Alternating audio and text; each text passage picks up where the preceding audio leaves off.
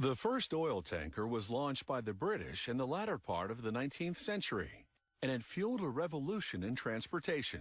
These enormous ships now dominate the world's oceans. They move millions of tons of oil daily, and without them, most of the world's economies would be powerless. The life-size version of this tanker ship will be bigger than 2 football fields. It's so big that they build it in sections called grand blocks, which they assemble by crane in a dry dock.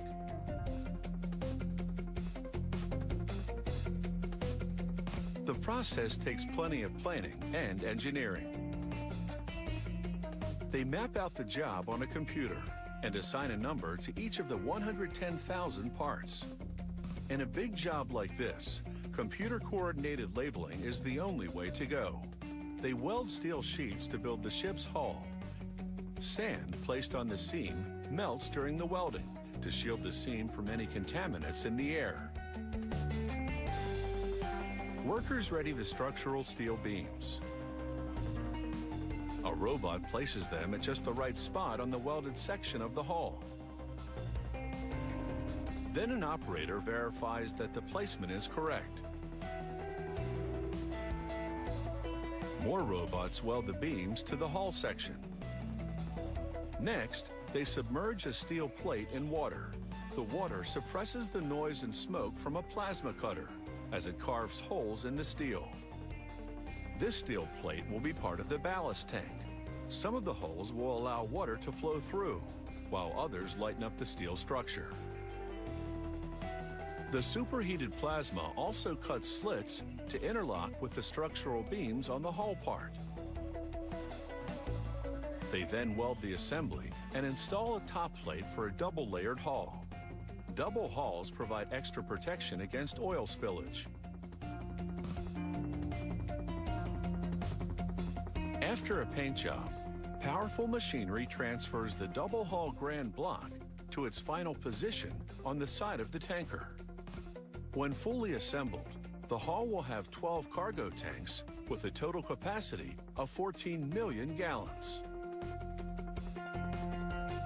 The engine section is situated at the stern of the tanker. It will take 3 diesel generators to power the ship's lighting, ventilation, and computer systems.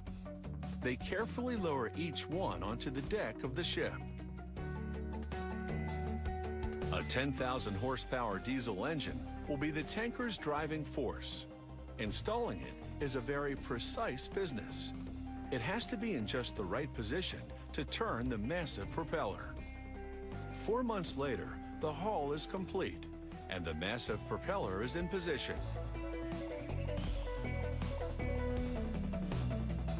It's all hands on deck to build the deck house, where crew will live for months at a time.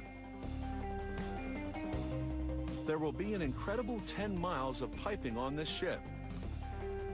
Here, workers weld and bolt them to the deck grand blocks.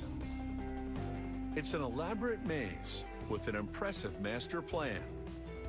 They connect these pipes to the series of tanks in the hull so they can be used to load and unload cargo.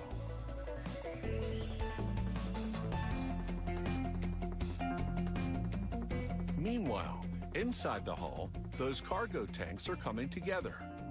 On the very bottom, the crew builds a network of heating coils.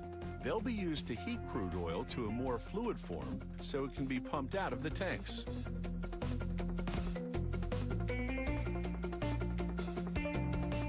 Other workers grind welded seams on the ship's outer skin.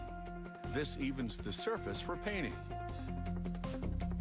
The paint is an epoxy blend that resists corrosion in salt water. They apply it in 3 or 4 layers and measure its thickness with a special ultrasonic gauge.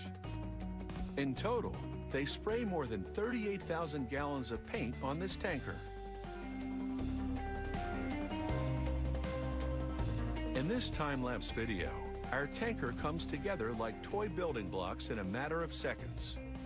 But as you've just learned, this is a complex job. It actually takes 16 months.